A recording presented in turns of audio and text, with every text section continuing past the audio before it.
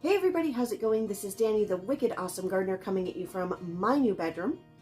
And this is video number 2 in our Porcine Renovation video series, because this renovation here is lipstick on a pig.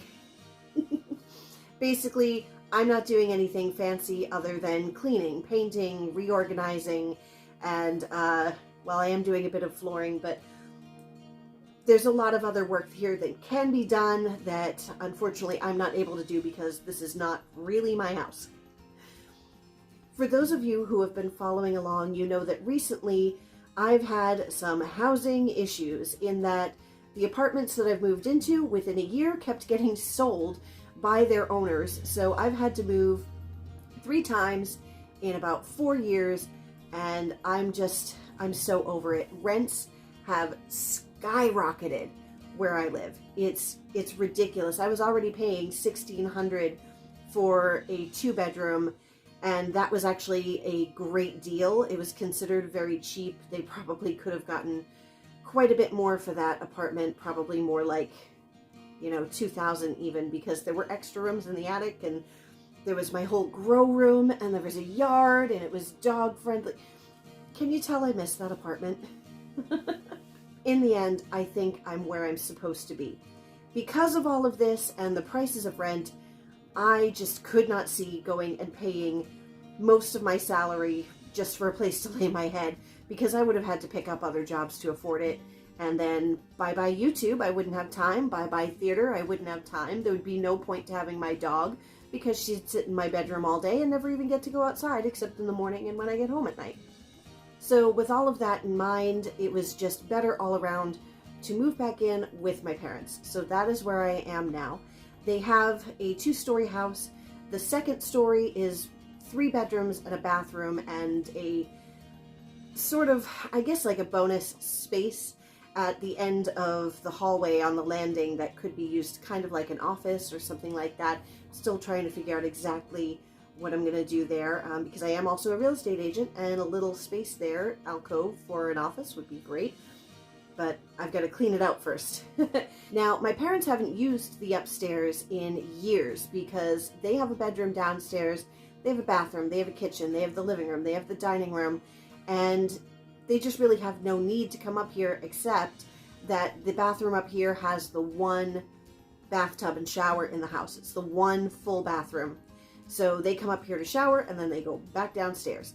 For a while they rented it to a friend of my younger brother's, and he was here for a few years. And when he moved out, he left so much junk.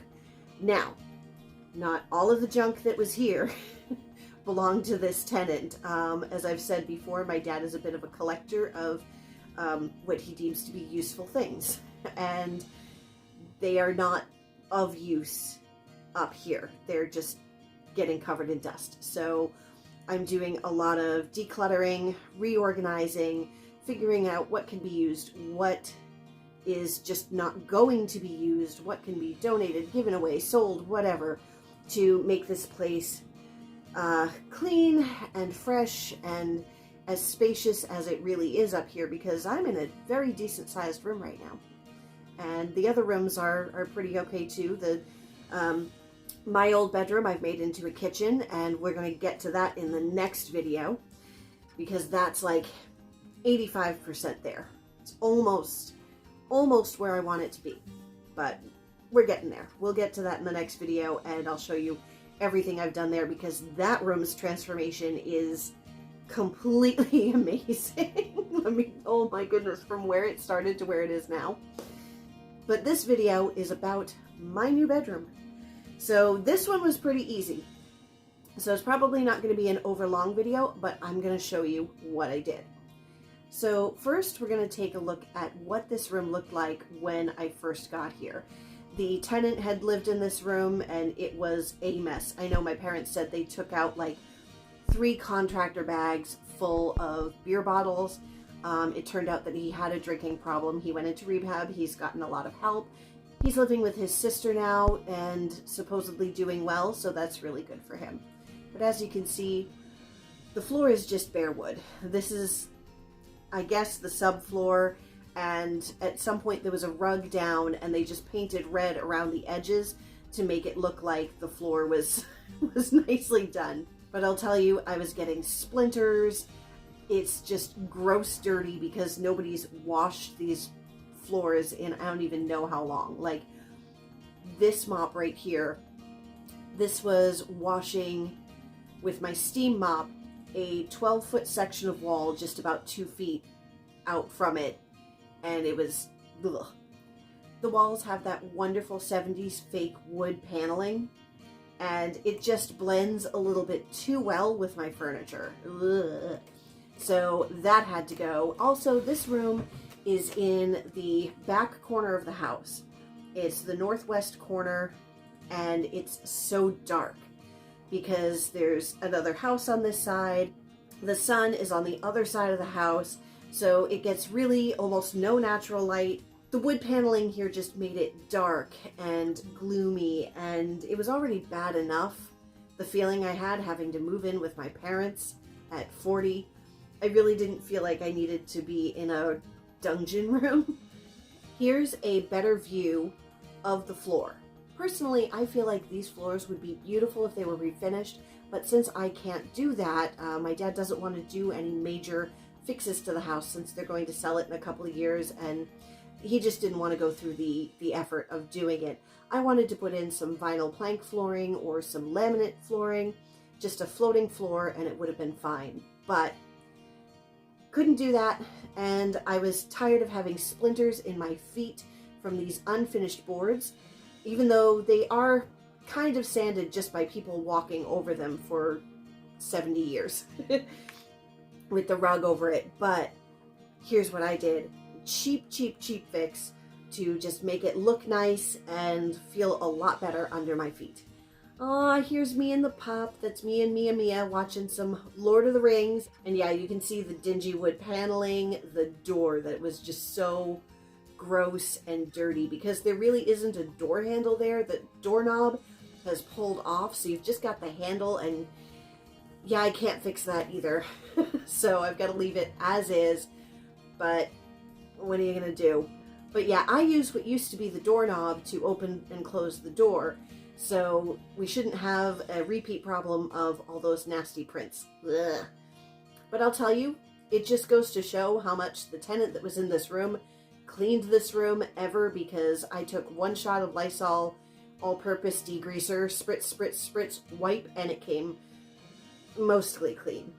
Now, another reason that I wanted to paint these walls, other than the appearance, was also because my parents are smokers, heavy smokers, and so for decades the smoke has been filtering upstairs, or when we lived upstairs, the smoke was all in here, and the walls and everything was just covered in nicotine tar, and that is going to be a theme through this whole renovation. So here is what I did to fix up the room. Enter my savior, laminate sheet flooring.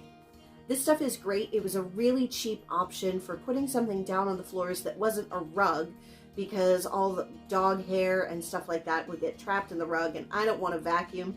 Sweeping takes 5 seconds. Vacuuming, you got to pull out the vacuum and do all the stuff and change the filters. I don't want to deal with that. I just want to sweep. I want to just mop it up if I need to and be done with it. So this was really great. It was a fairly thick vinyl sheet flooring. I just picked it up at Home Depot, and it was really cheap, being less than $1 a square foot. So it did cost me about $150, but I'll tell you, so worth it, because my feet are thanking me, and the aesthetics that just make me more peaceful, that's thanking me too.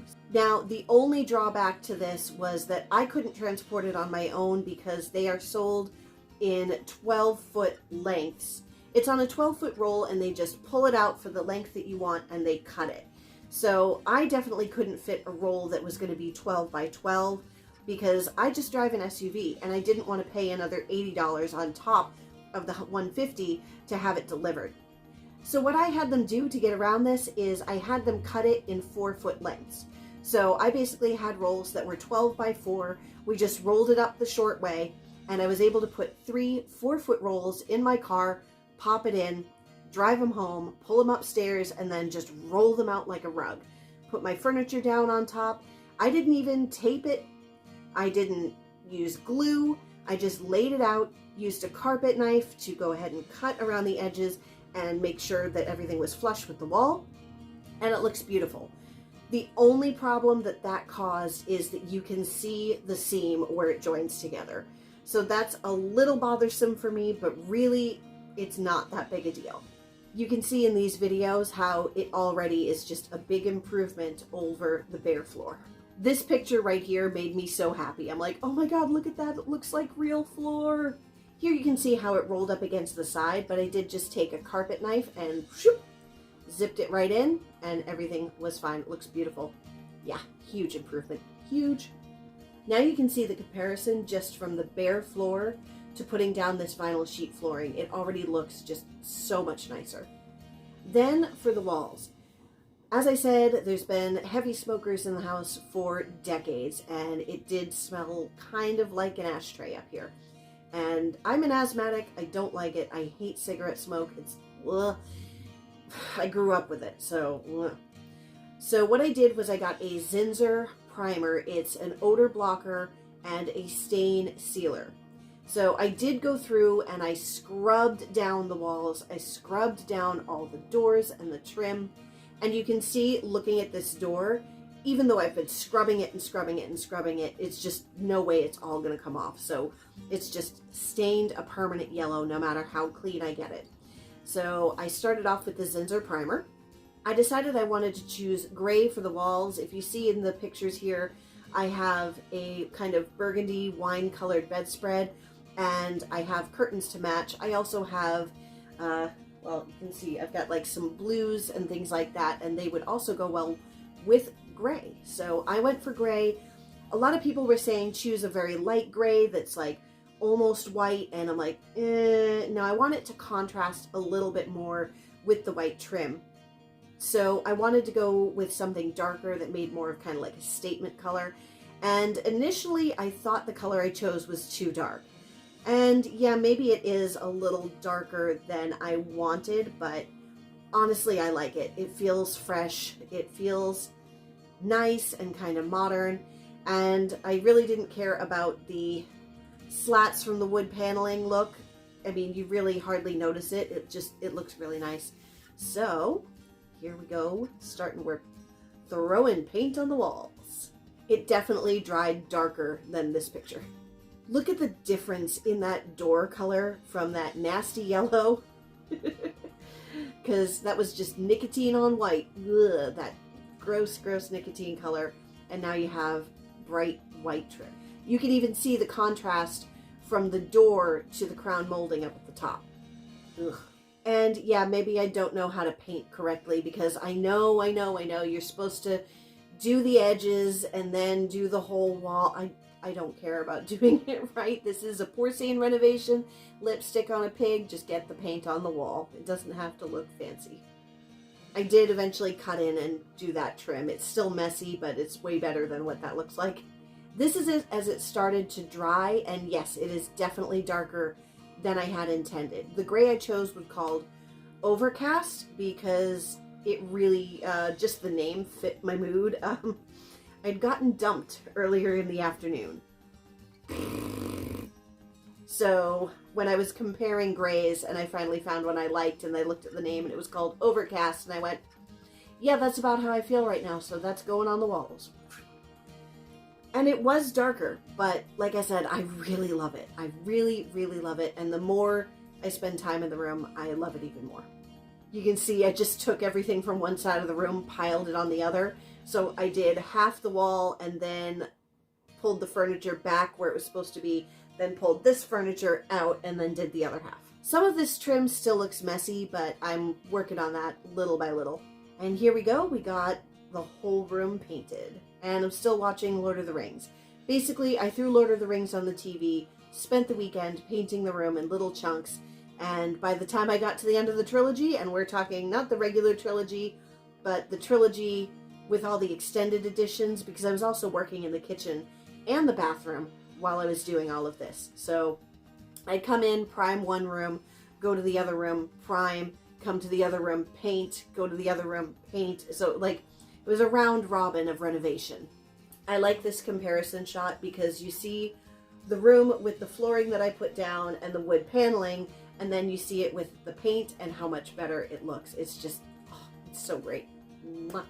The only thing I have left to do are the windows, which is this one here and that one over there. And the reason that I haven't painted them out yet is because they're covered in plastic. Right now it is about 12 degrees outside because it's January in New England, so it's very cold. These windows are original to the house and they are very, very drafty.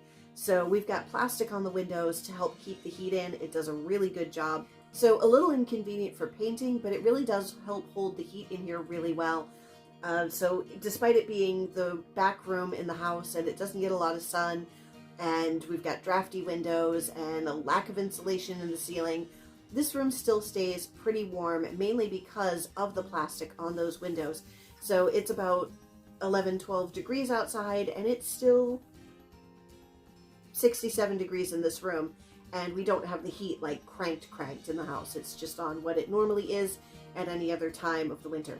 Even though I can't paint them yet, they're still covered by the curtains that I have, so nothing really ruining the effect until spring when I can paint those. And I have that same problem in the kitchen where there's a window and a French door. I can't paint those until springtime when we can take the plastic off, because I don't want to go ahead and put the plastic up again and then have it tear off new paint. Just not happening. So we'll just have to suffer and look at it until spring, and it'll be better probably round about April. One last thing that I will have to finish up that I almost forgot are these ceilings. Again, we have more nicotine staining. So all of these drop ceiling panels and the supports that hold them up, those are all going to get painted as well. I thought about getting up there with a roller, but I figured it's actually a lot easier if I just take the panels down themselves and roll them out instead of having to get drop cloths and all this other stuff. I'll just take them down, lay them flat, roll them out. When they dry, pop them back up. And that way I don't have to worry about drop cloths and drips and going up and down ladders 100 million times in 100 million rooms. It's just pass them down, roll them out, pop them back up, we're done. So now it's time for the final reveal.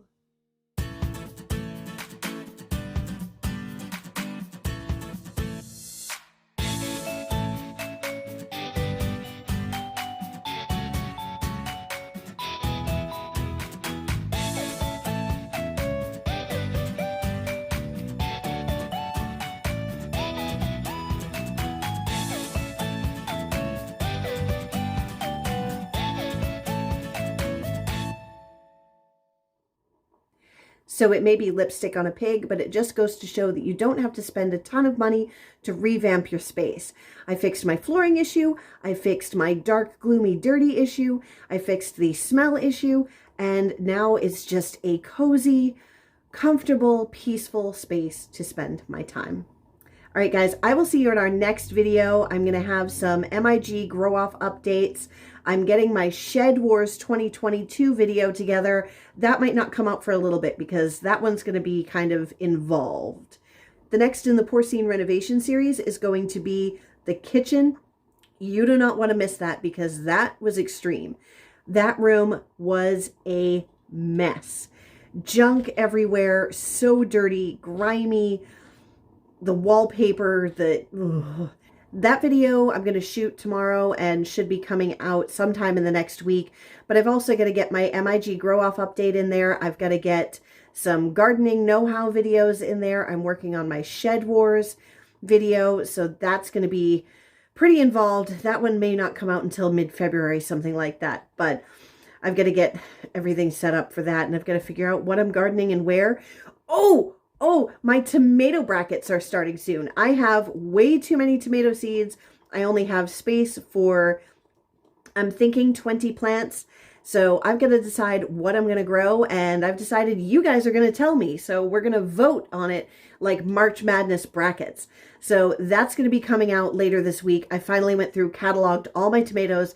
I've got the poster board ready. It's a whiteboard poster board that I'm going to be writing the brackets on. So we're going to decide cherry tomatoes, paste tomatoes, and slicers. So I want to make sure that you're all watching that and voting so that I don't have to go through the agony of picking. And this, I think, is way more fun. It's a little more interactive. So I'll see you in those videos.